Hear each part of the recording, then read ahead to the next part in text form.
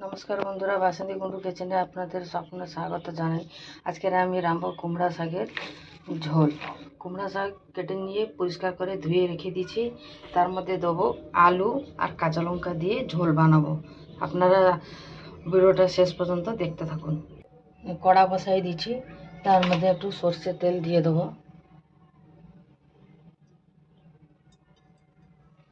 দিয়ে তেলটা গরম হয়ে গেলে একটা শুকনো লঙ্কা,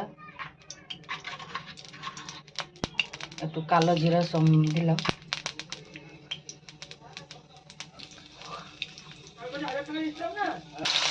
ওর মধ্যে আলু দিয়ে আলু কিছুটা ভেজে নেবো একটু।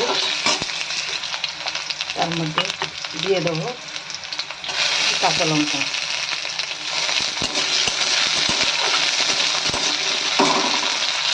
তার মধ্যে দিয়ে দেবো স্বাদ অনুসারে লবণ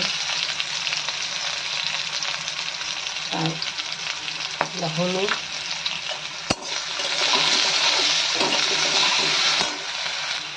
অল্প টাইম ভাজাভুজি হয়ে গেলে তার মধ্যে দিয়ে দেবো জল।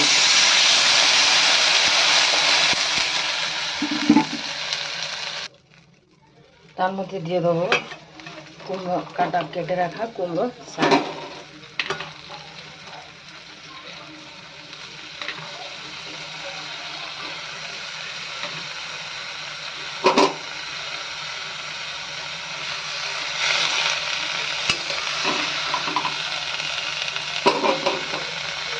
সিদ্ধ হওয়ার জন্য ছেড়ে দেখেন কত সুন্দর হয়েছে শাকটা।